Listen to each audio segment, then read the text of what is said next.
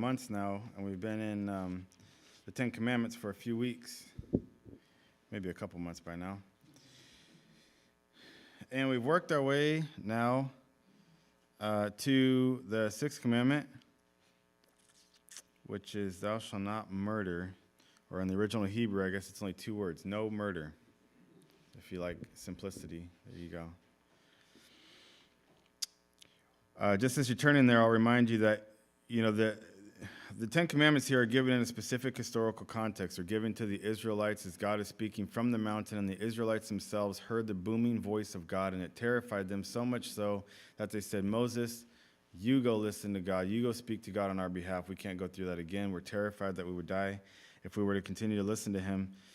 And so with each one of these commandments, we see specific application or a specific sort of elaboration that applies to national Israel as they were setting themselves up as a nation. But then we see that they're built upon universal principles that apply even to today.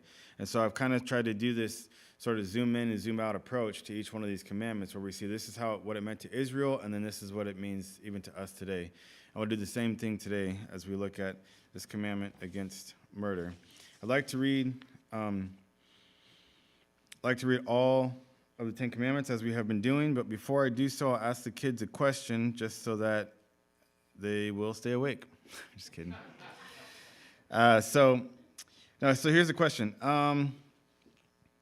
Where does it say, and I need the book of the Bible, the chapter, and the verses. Where does it say that Jesus got so angry that he flipped tables over and made cords into whips and drove everybody out of the temple? Where does it say that? Where does it say that Jesus got so angry that he flipped tables over? Okay, I need the book, chapter, and verse, and I'll hook you up with some kind of prize afterwards. Deal? Deal. All right. Okay, let's read the Ten Commandments in Exodus chapter 20. I'll read through the entirety. Verse 1, and God spoke all these words. I am the Lord your God who brought you out of Egypt, out of the land of slavery. You shall have no other gods before me. You shall not make for yourself an idol in the form of anything in heaven above or on the earth beneath or in the waters below. You shall not bow down to them or worship them, for I, the Lord your God, am a jealous God, punishing the children of the sin of the fathers to the 3rd and 4th generation of those who hate me, but showing love to 1,000 generations of those who love me and keep my commandments. You shall not misuse the name of the Lord your God, for the Lord will not hold anyone guiltless who misuses his name. Remember the Sabbath day by keeping it holy. 6 days you shall labor and do all your work, but the 7th day is a Sabbath to the Lord your God. On it you shall not do any work, neither you, nor your son or daughter, nor your manservant or maidservant, nor your animals, nor the alien within your gates. For in 6 days the Lord made the heavens and the earth, the sea and all that is in them, but he rested on the 7th day. Therefore the Lord blessed the Sabbath day and made it holy. Verse 12. Honor your father and your mother so that you may live long in the land the Lord your God is giving you. You shall not murder. You shall not commit adultery. You shall not steal. You shall not give false testimony against your neighbor. And you shall not covet your neighbor's house. You shall not covet your neighbor's wife or his manservant or maidservant, his ox or donkey, or anything that belongs to your neighbor.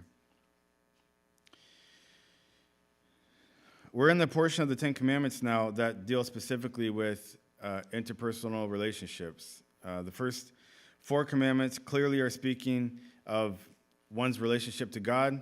Don't mess with any other gods. Don't mess with the one true God's name. Don't mess with the one true God's day. And don't make any graven images. I missed that one. Last week we looked at honor your father and mother, which is kind of a perfect transition. There was even a passage in Leviticus we looked at last week that mentioned to honor, to fear your God and honor authority or authority in the home first and foremost. And there was kind of not an exact equivalence, obviously. A parent is not a god, but the underlying recognition of authority is the same. It's demonstrated in the home and ultimately abstracted up the chain to God himself. God works through authority, and he delegates that authority to others. And so that's a good transition into not just our responsibility to the Lord, but our responsibility to one another. And so now we show just not now we jump into not just the regard for authority when it comes to our relationship with people, but also the recognition of the value of human life. The first question to ask, obviously, I guess you could jump into any Bible passage, is the question, what does it mean? What does this passage mean? So the translation issue here, if you're reading the King James, Old King James, it'll say, thou shalt not kill. Most modern translations have decided now to translate this as you should not murder rather than to not kill.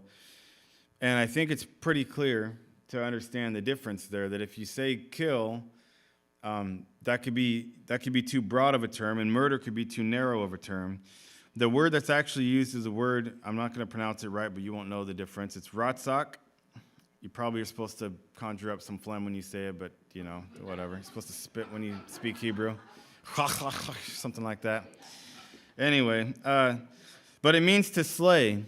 So the closest real sort of English translation would be a manslayer. And you see how that sort of, in a way, sort of shades the words murder or the words kill, because anytime a human kills another human, you could rightfully call them a manslayer, but also if one was to murder someone, you could call that person a manslayer. See, it kind of shades sort of both ways. But the idea here is that it is not as though the command is to not kill ever, that there could be no interaction between one human to another in any way, directly or indirectly, that leads to the loss of a life. Because if it was that broad, then that includes everything from war to suicide to suicide, homicide, war, and any kind of death, I suppose, that you could think of. But if it only means murder, it's too specific, because usually when we say the word murder in our context, we are thinking about premeditated killing, and so that's too specific. That doesn't leave any room for situations like when I may be at fault for the death of someone, even if I didn't plan for them to die. And so that's kind of the problem with trying to translate the word here. And so, again, the closest translation is the word to slay or manslayer, and it encompasses a little bit of both, intentional murder as well as intentional killing. Here's a couple of examples, and I know I have said this repeatedly, but for those of you that weren't here, from Exodus 20 until you get to the end of Exodus 23, this was what's called the Book of the Covenant. And so the Mosaic Covenant, when it's referred to, it's referring mostly to these 3 chapters, or I guess 4 chapters, 20, 21, 22, and 23. Then in 24, that's when this covenant is ratified with blood, and that's when the Israelites actually enter into covenant, and they say, yes, we will do all these things. Then the covenant is expanded upon and elaborated through Leviticus, Numbers, and Deuteronomy.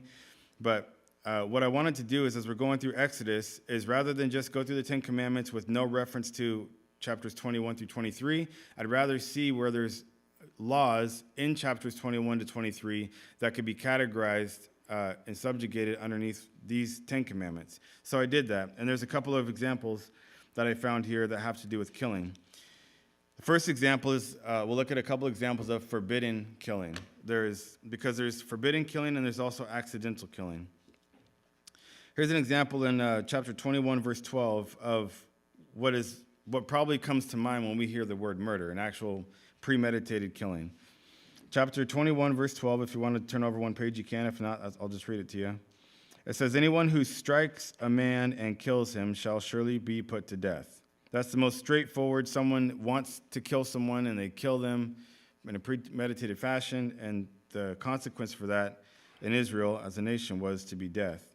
It says just 2 verses later, but if a man schemes, let me read verse 13.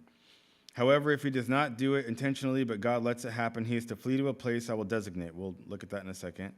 But if a man schemes and kills another man deliberately, take him away from my altar and put him to death. So just making even more explicit there, this is talking about someone who schemes and kills another. This is someone who accomplished his mission, which was to go and take someone's life. That person's life was to be taken. Now, At the end of that verse, it said, take him away from my altar and put him to death. What that's referring to is that there's a superstitious understanding in the nations around Israel that you could go and grab a hold of the altar of whatever false god that they were worshiping, and that would work in like a superstitious fashion as a way of, this is a weird example, but it's like when you play tag and there's a place you go and you touch base and you can't be touched there. You're safe there. I mean, in a way, that's kind of the way that it was. You're now on sacred ground and you have the protection of the deity to which you were, sort of invoking by grabbing a hold of this altar. You see this in 1 Kings. I didn't write the verse down, but there's a couple of examples I had read in 1 Kings and also in 1 Chronicles. One example was when David was trying to transition out of his kingship and he was going to hand the kingship off to his son. Well, does anybody remember what happened between David and Solomon his son, who became king after David? What happened was his other son, Adonijah, decided he was just going to proclaim himself as king. So once he proclaimed himself as king and it was unauthorized, what happened was, in the meantime, he's got his, while he's got his own following and he calls himself king, David actually appoints Solomon as his heir to the throne. And once Solomon is authorized as the actual king, Adonijah gets terrified. And what does he do? He runs over to the altar and he grabs a hold of the altar, thinking that Solomon, who surely is going to kill him for usurping the throne, that he would have some sort of protection there. Well, that wasn't going to work. That's not the way that the altar and the tabernacle the tabernacle of the time was to be used. And so that's why here, God is more concerned with not honoring some superstitious understanding of using his name or using his altar in order to protect someone who actually has incurred blood guilt, but he says, take this man away from my altar and actually kill him. Justice needs to be meted out on this man. And that was the punishment for premeditated murder. So again, it says, if a man schemes and kills another man deliberately, take him away from my altar and put him to death. So there's an example of premeditated killing, and that was strictly forbidden. But secondly, gross negligence also was forbidden. It was forbidden killing. This is chapter 21, verse 29. It says, I'll read this in 28. It says, if a bull gores a man or a woman to death, the bull must be stoned to death, and its meat must not be eaten. I mean, that makes sense. I mean, it wasn't the owner's fault. Like, my ox got out, and it gored somebody to death. It's terrible. We need to kill that bull. It's kind of like on my mill route. I get bit once, but you don't get another chance. You get sprayed in the face next time. It's happened several times.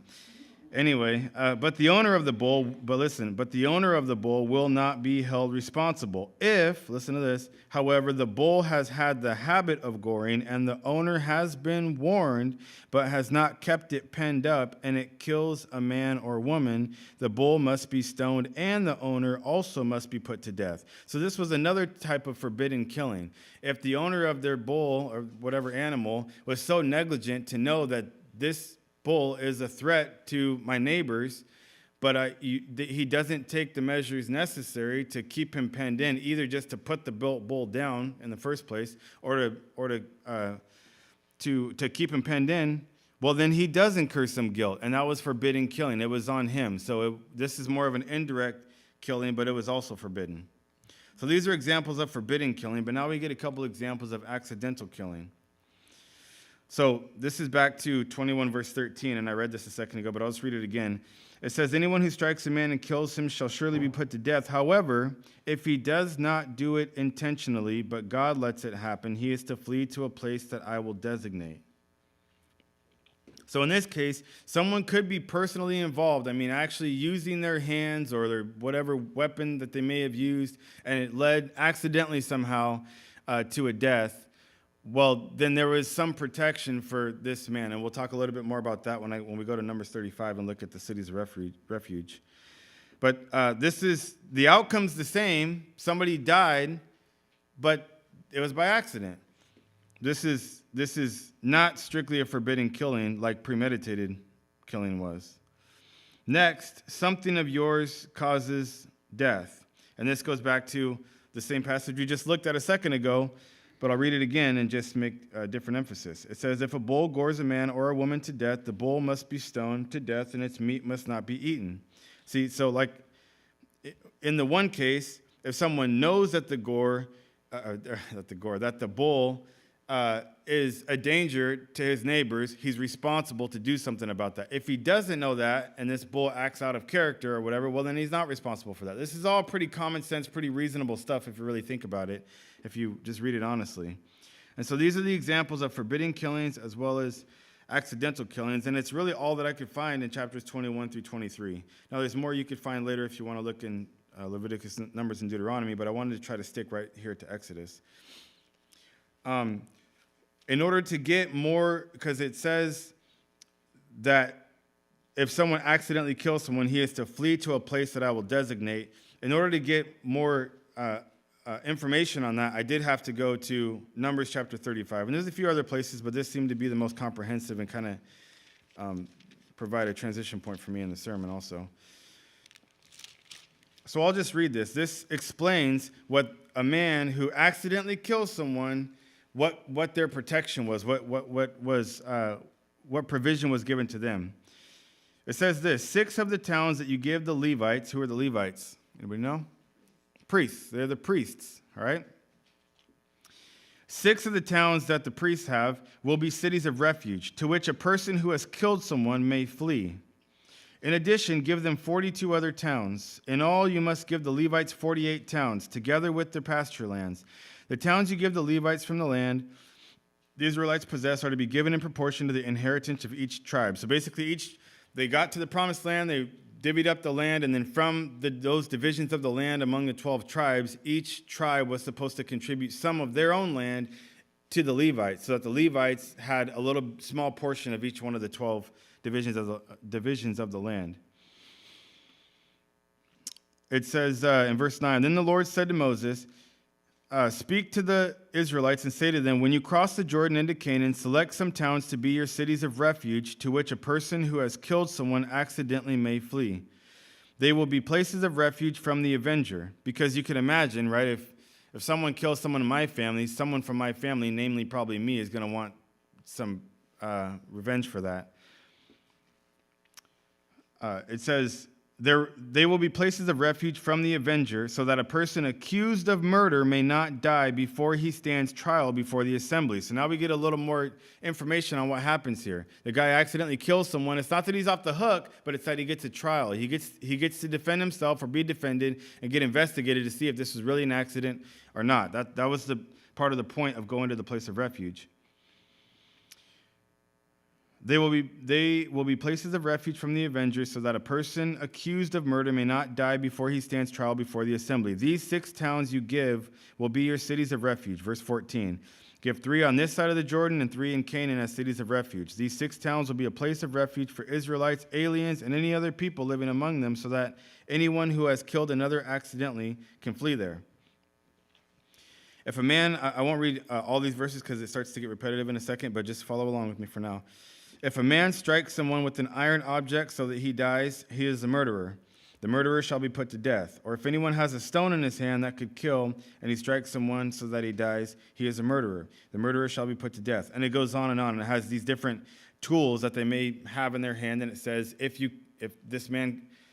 someone weaponizes a tool in order to kill someone, then that person needs to be killed.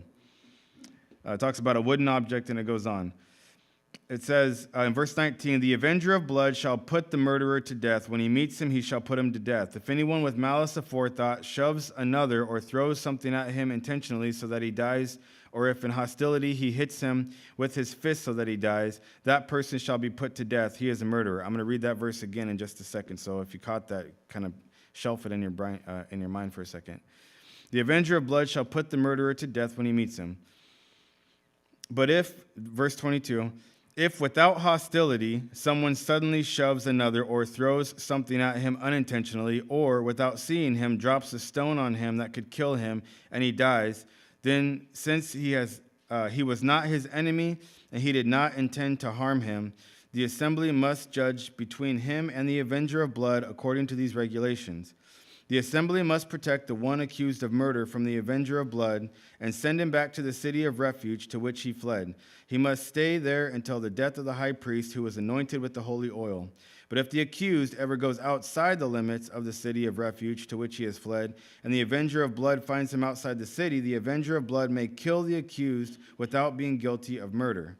The accused may stay in his city of refuge until the death of the high priest. Only after the death of the high priest may he return to his own property.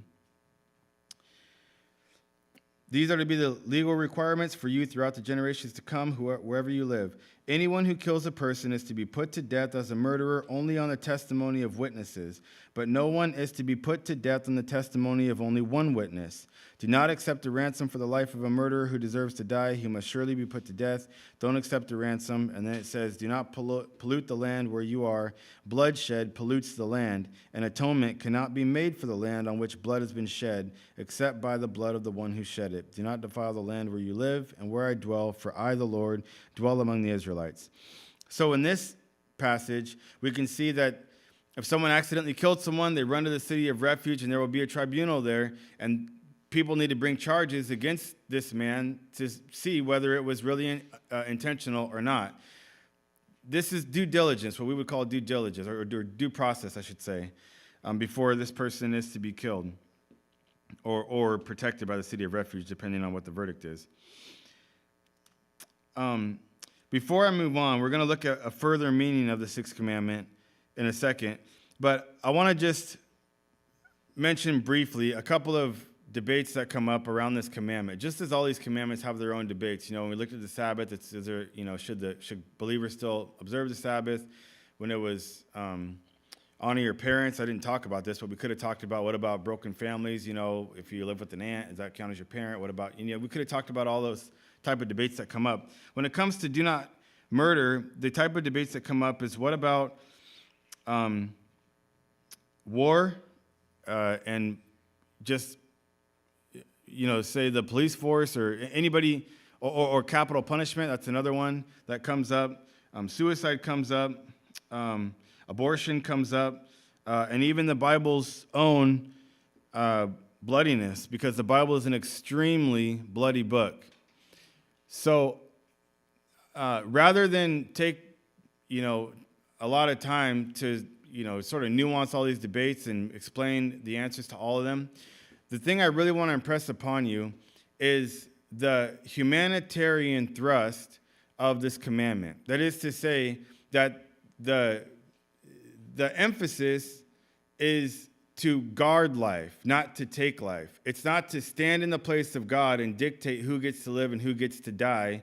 It's to receive as heirs from God. In 1 Peter, it talks about, like wives being co-heirs of life with the husband. We are heirs of life from God, and we're to be thankful for that and do what we can to guard and protect that. And sometimes, in order to protect life, you have to take life. And so, just for example, when you look at the bull goring someone, once you know that this bull is a threat, then you need to kill the bull because you don't want it to kill someone else. You kill a murderer because, at least for one of the reasons, is you don't want him to kill someone else. So we have to, the emphasis and the way that you approach any of these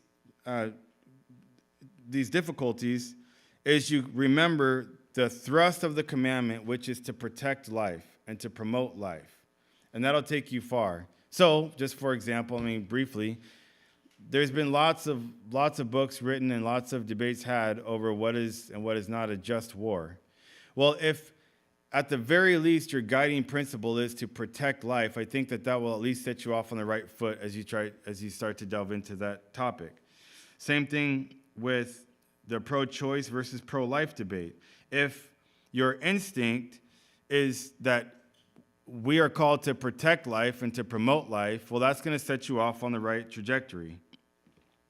So I'm just going to leave that there, and I guess we can discuss it more, any one of those topics, after the sermon if you'd like.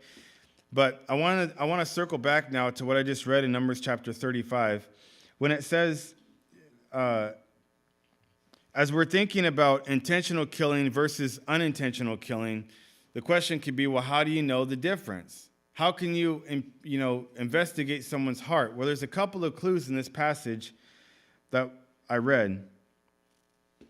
So it said back in verse 20, if anyone with malice aforethought shoves another or throws something at him intentionally so that he dies.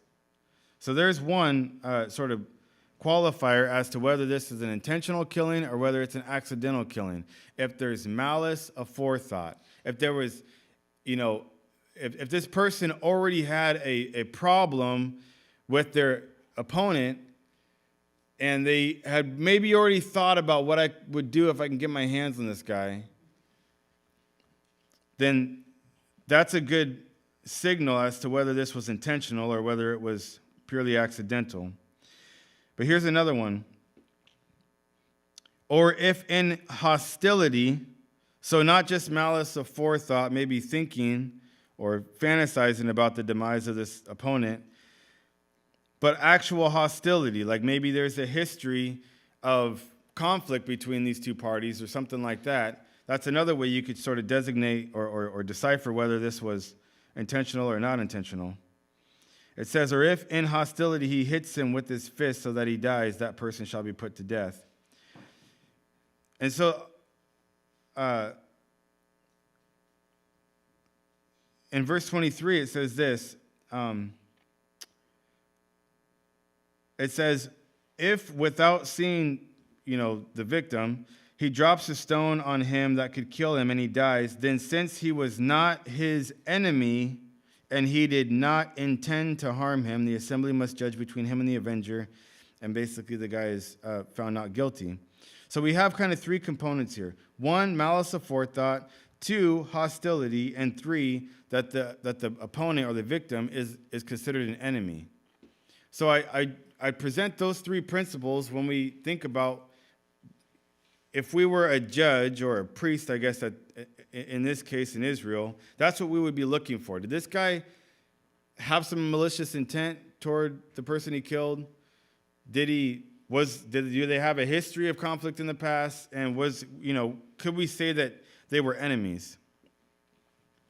Because if so, then the man is guilty. Now, the reason why I'm making a big deal out of that is to jump into the next slide, which is to see what Jesus said regarding this commandment as we look at the further meaning of the commandment. So the commandment is not merely causing someone to stop breathing.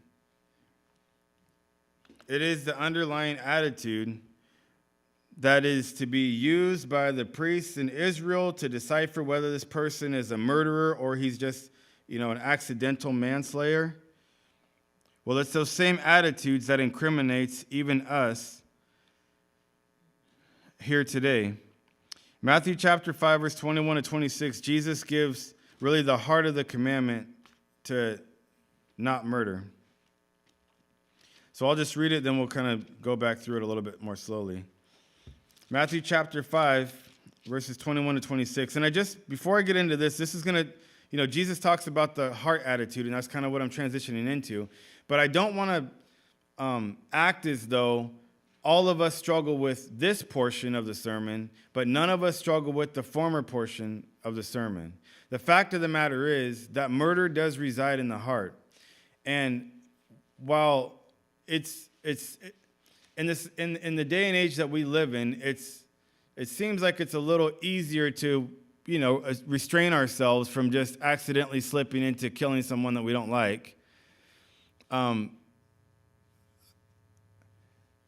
Based on the word of God, I know the heart of man well enough to know that there are potential murderers even in our midst. As shocking as that sounds. You like to think you're in church with a bunch of people that, this is one thing we never have to worry about. I don't know what's residing in your heart specifically, but I know that the heart is deceitful, deceitfully wicked, and who can know it? Lord knows. And so I would speak to you what the Word of God says, which is that murder is sin. Desiring the loss of life of someone on your behalf because you think that this person doesn't deserve to live, not on any righteous standard, but just because of your own personal bias and inconvenience or whatever, that's wrong. That is wrong. And no matter how cleverly you may try to devise to try to get away with that, maybe you would never walk right up and shoot somebody between the eyes, but maybe you would, not protect them if they were in serious danger, or maybe you would indirectly scheme in order to lead to this person's harm. That's wrong. And all of that emanates from a heart that is blackened with hatred. So Matthew chapter 5, verse 21 and 26, Jesus gets to the heart of the matter. You have heard that it was said to the people long ago, do not murder, and anyone who murders will be subject to judgment. But I tell you that anyone who is angry with his brother will be subject to judgment. Again, anyone who says to his brother, Raka, is answerable to the Sanhedrin, but anyone who says, you fool, will be in danger of the fire of hell. Therefore, if you are offering your gift at the altar and there remember that your brother has something against you, leave your gift there in front of the altar. First go and be reconciled to your brother, then come and offer your gift. Settle matters quickly with your adversary who is taking you to court. Do it while you are still with him on the way, or he may hand you over to the judge, and the judge may hand you over to the officer, and you may be thrown into prison. I tell you the truth, you will not get out until you have paid the last penny. A couple of points to make here. First of all, don't misunderstand this commandment as merely a crime. In verse 1, it's verse 21, sorry. When he says, so we know that Jesus here is not critiquing the Old Testament, he's critiquing misunderstandings or misinterpretations of the Old Testament. So the people had heard it said long ago, do not murder, and anyone who murders will be subject to judgment. The judgment being referred to there most likely is just a legal judgment. It's the city of refuge judgment that we just talked about. As the nation of Israel, it was a crime to kill someone, like we just talked about. So this is what they had heard, but Jesus is taking this from just the legal aspect of the act and saying that this is not just illegal, but it's immoral.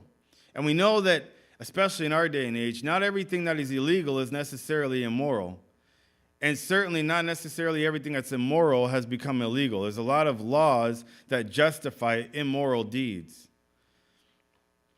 So in verse 21, we could say, Jesus is going to transition from taking this just as a matter of what could happen to you legally to your guilt morally. Second point I'll make is that there's growing guilt with increased infractions. And this is he's kind of arguing from the greater to the lesser here in a way in verse 22. Anyone who's angry with his brother will be subject to judgment. See, he says you're already guilty for the ground from which murder would spring from your heart. From that disposition towards your neighbor that would lead you to strike them, just like Cain did Abel. He said you're already guilty right there. But again, anyone who says, now if it's not just in your heart, but actually you speak it out, Raka is answerable to the Sanhedrin. See, so someone could maybe even be criminally liable for a way in which they lashed out in verbal assault due to the hatred in their heart. Next, he calls them to get their priorities straight in verses 23 and 24. He says, so then, therefore, if you are offering your gift at the altar, let me back up. I didn't even mention, anyone who says you fool will be in danger of the fire of hell. There we see that it's more than just what the courts could bring against someone who is operating out of hatred, but that there is even a moral judgment, not just a legal judgment. And this is all without firing a shot.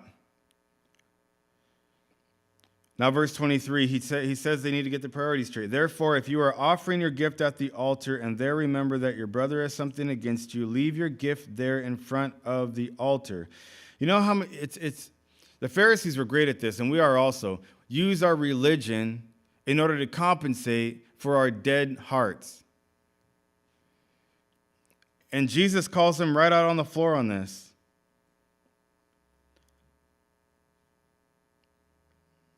God doesn't need anything that we have to offer him.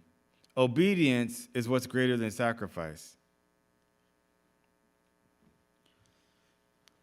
And lastly, do not delay. Do not delay in making amends and making things right with your brother. First of all, make things right with your brother insofar as you can before you hop on your religious high horse and say, and raise your hands and say, shout amen and sing songs and all that. It says in 1 John, how can you claim to love the God you don't see if you can't even love the brother that you do see? So get that right and get it right now. Get it right quickly. Settle matters quickly with your adversary who's taking you to court. Do it while you are still with him on the way, or he may hand you over to the judge, and the judge may hand you over to the officer, and you may be thrown into prison. I tell you the truth, you will not get out until you have paid the last penny. The point there is to hurry up and get it done before it's too late. If you're harboring bitterness and a grudge against someone, and the Lord has convicted you and you know better, but you're just resisting, don't walk into eternity with that unresolved. If someone was taking you to court, by the time you get to court and you haven't settled already, whatever the judge's verdict is the verdict. It's too late now. So whether it's in the civil court, it's in man's court, or it's in God's court, when judgment day comes, it's judgment day. It's not settle things on the way day. It's over. It's done. So get on with it now. Other considerations. Sheesh. Running out of time. James chapter 5, verse 9. Just some other considerations in the vein of our attitude toward others. Here's what James chapter 5, verse 9 says. Don't grumble against each other, brothers, or you will be judged. The judge is standing at the door. So there we see we should watch the way that we speak to one another. Colossians chapter 3, verses 12 and 13. Therefore, as God's chosen people, holy and dearly loved, clothe yourselves with compassion and kindness, humility, gentleness, and patience. I know that there are plenty of Christians who think that we're just supposed to be nice. And that's a minimalist way of thinking of our call as Christians. But on the other hand, it does say right here, clothe yourselves with compassion, and clothe yourselves with kindness, and clothe yourselves with humility and gentleness and patience. This isn't just a cheap politeness, and sort of a surface level, but it's supposed to be real, something that we wear as our character. Then it says, bear with each other and forgive whatever grievances you may have against one another. Forgive as the Lord forgave you. Lastly, Ephesians chapter 4, verse 26, as well as verses 31 and 32. You say, Michael, I thought this was, don't murder. Why are you telling us to be kind? Well, because someone who's kind to the core is not one who ends up murdering someone. I mean, a heart attitude is a trajectory toward your actual actions. And so Jesus said, make the tree good and the fruits will be good. You can't just pluck off the bad fruit and keep the tree bad. The tree will continue to bear bad fruit. You got to deal with the heart of the matter, with the root of the issue. Ephesians chapter 4, verse 26 says, in your anger, do not sin. Do not let the sun go down while you are still angry, and do not give the devil a foothold. He who has been stealing must steal no longer, but must work, doing something useful with his own hands. Then it says, get rid of all bitterness. Get rid of all rage and anger, brawling and slander, along with every form of malice. All those things reside in your heart. He says, get rid of those things. And be kind and compassionate to one another, forgiving each other, just as in Christ God forgave you. As rudimentary as this sounds, this is Christianity 101, but it's Christianity when the rubber meets the road. I like a good theological debate. I like intellectual stimulation, But when it comes right down to it, if I can't forgive someone as God has forgiven me, then has any of this made it from my head to my heart? We could be just as the Pharisees were, who could quote more Bible than anybody in here probably could, or maybe even all of us combined, but who also decided that when God put on flesh and stood right before them, that they would kill him.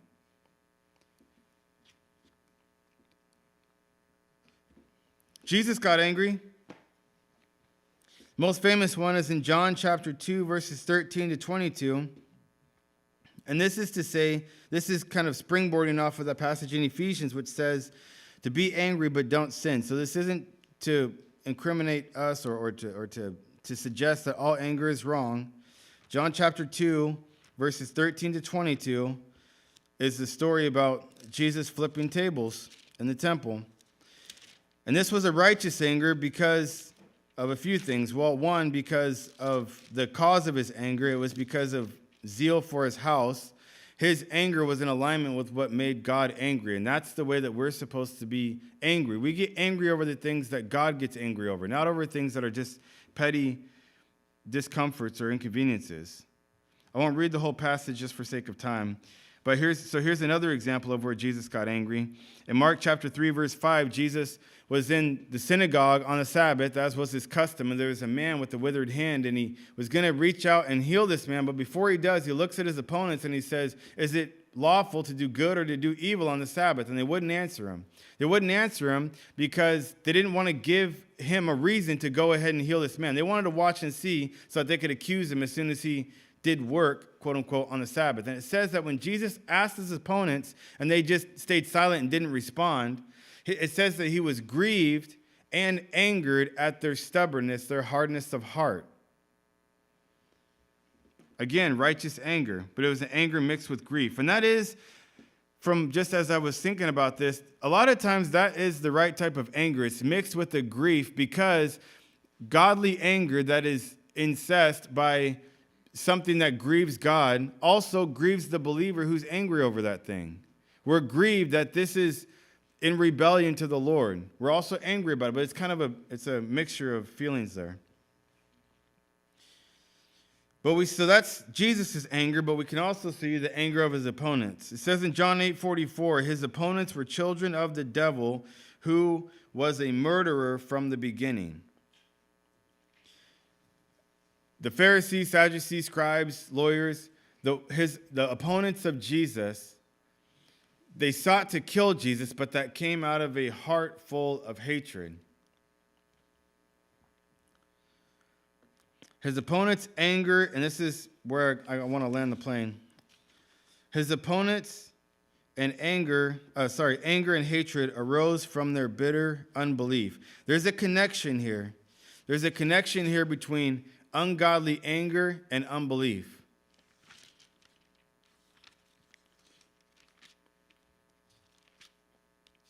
An ungodly anger is predicated on something that I think a person thinks they're entitled to, or some sort of moral compass that they have that's not in alignment with God and that somebody has violated.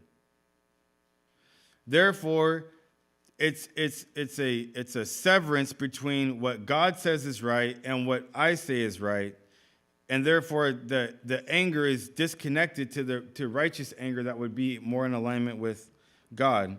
So as we, let me read the passage and then I guess I'll offer the further comments. This is in Luke chapter 23, verses 1 to 43. Before I read this, when Jesus was in Nazareth, which was his hometown where he grew up, the people there, it says earlier in Luke, the people there didn't believe. They were offended at Jesus. Remember why they were offended at Jesus? Because they said, "Isn't this Joseph's boy? Don't we know him? He wasn't supposed to be anything great." I mean, they were offended because they were so familiar with him, they didn't expect him to speak with such authority.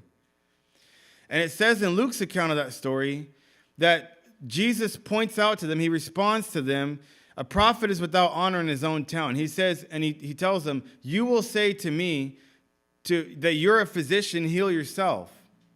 And what he's getting at there is that you're gonna expect of me to perform miracles on your behalf, the miracles that you demand me to perform. You want me to give you a sign on your terms. And that type of request comes from a place of unbelief. If we say, God, if you just show up and do such and such, now I am demanding upon God to prove to himself to me. And that's the attitude that the audience in Nazareth had toward Jesus. And Jesus called him on that. And after Jesus called him on that, it says that they drove him out of the city and were going to push him off of a cliff. They were going to kill him because he put his finger on the unbelief in their heart that led that they didn't want to have exposed. And they got angry about that. Well, it's that same type of unbelief and then leading to anger that we see here in Luke chapter 23. It says, the whole assembly rose and led him off to Pilate, and they began to accuse him, saying, we have found this man subverting our nation. He opposes payment of taxes to Caesar and claims to be Christ, the king. So Pilate asked Jesus, are you the king of the Jews? Yes, it is as you say, Jesus replied. Then Pilate announced to the chief priests and the crowd, I find no basis for a charge against this man. But they insisted. He stirs up the people all over Judea by his teaching. He started in Galilee and has come all the way here. On hearing this, Pilate asked if the man was a Galilean. When he learned that Jesus was under Herod's jurisdiction, he sent him to Herod, who was also in Jerusalem at that time. Then Jesus goes to Herod. Herod is not very satisfied with him. Herod and Pilate become friends. I'm just, for sake of time, I'm kind of fast forwarding here. It says this, Pilate, in verse 13, Pilate called together the chief priests, the rulers, and the people, and said to them, you brought me this man as one who was inciting the people to rebellion. I have examined him in your presence and have found no basis for your charges against him. Neither has Herod, for he sent him back to us. As you can see, he has done nothing to deserve death. Therefore, I will punish him and then release him. With one voice, they cried out, away with this man. Release Barabbas to us. And here's what I want you to know, and we'll see it in just a second. What is causing these people at ground zero of their motivations is an unbelief that Jesus is who he says that he is. That's why they're offended at the things that he says. And so now they say, away with this man, release Barabbas to us, who is actually a murderer. Barabbas had been thrown into prison for an insurrection in the city and for murder. Wanting to release Jesus, Pilate appealed to them again, but they kept shouting, crucify him, crucify him. For the third time he spoke to them, why? What crime has this man committed? I have found in him no grounds for the death penalty. Therefore, I will have him punished and then release him. But with loud shouts, they insistently demanded that he be crucified, and their shouts prevailed. This is like they want to murder him. They want to murder Jesus because they don't like what he says, because they don't believe what he says. He released the man who had been thrown into prison for insurrection and murder, the one they asked for, and surrendered Jesus to their will. As they led him away, they seized Simon from Cyrene, who was on his way in from the country, and put the cross on him and made him carry it behind Jesus. A large number of people followed him, including women who mourned and wailed for him. And Jesus warns them about, if they'll do this to me, just imagine what they would do to my followers. Fast forwarding. Now here's where we get to see the connection between the way that they deride Jesus out of unbelief, and that's what really led to them wanting him killed. Two other men, both criminals, were also led out with him to be executed. When they came to the place called the Skull, there they crucified him along with the criminals, one on his right, the other on his left. Jesus said, Father, forgive them, for they do not know what they are doing. And they divided up his clothes by casting lots. Now listen. The people stood watching, and the rulers even sneered at him.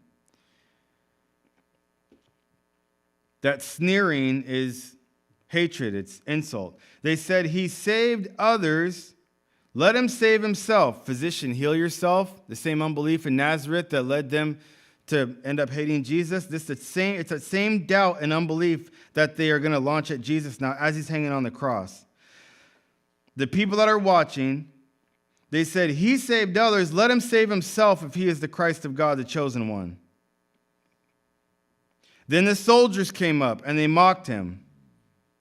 They offered him wine vinegar and said, if you're the king of the Jews, save yourself. All the crowd is saying, we don't believe you. If you were really the Son of God, you could do something about this. The soldiers say, yeah, if you were the king of the Jews, you could do something about this. Then one of the criminals who hung there hurled insults at him. Aren't you the Christ? Save yourself and us. There's a connection between unbelief and hatred that was so excessive that it led these people, onlookers, soldiers, and even the criminal next to him to say he might as well die. It says they sneered at him, they insulted him, and they kept saying, why don't you do something about this? But now we see there was another criminal who rebuked the first criminal. He said, don't you fear God? He said, since you are under the same sentence, we are punished justly, for we are getting what our deeds deserve, but this man has done nothing wrong. Then he said, Jesus, remember me when you come into your kingdom. Jesus answered him, I tell you the truth, today you will be with me in paradise. That's a beautiful picture that is coupled by the picture earlier where he says, Father, forgive them, for they do not know what they are doing. Of Jesus who dies even for those, for anyone who would turn from their unbelief and reach out to him, even a criminal. And I don't know if this criminal, it says he was a thief. I don't know if he might have also been a murderer or whatever, but probably not. I guess we'll just say a thief. I don't want to shoehorn a point in here, but it was a murder that the Lord Jesus subjected himself to in order to overturn death and judgment and punishment for sinners like us who, to be honest, if we were in the exact same scenario, would be right in there with the crowd shouting, crucify him, crucify him. I don't care what withered hand he healed. I don't care, what I heard about him. I don't care about the food that I ate from his hand as he fed 5,000 and my kids. I don't care about that. Crucify this man because he says he's a king and we're still under the thumb of the Romans and he's got to go. And Jesus, even in that moment, died for those blasphemous insults that were steeped in unbelief and led to his death. It says in Colossians, he took on our sin. He died for our sin. So it's just like God's style to take a crime that the people who committed this crime, everybody involved, should have been killed for justly, and instead that Jesus himself would take on their sin of unbelief as well as even their sin of murder in order to overturn eternal judgment for all those who had placed their faith in him. And it's that death and what happened because of that death on our behalf that we're going to reflect on as we take communion. So if the ushers will come up, we'll take communion, and Kathy's going to lead us in a song as we take communion.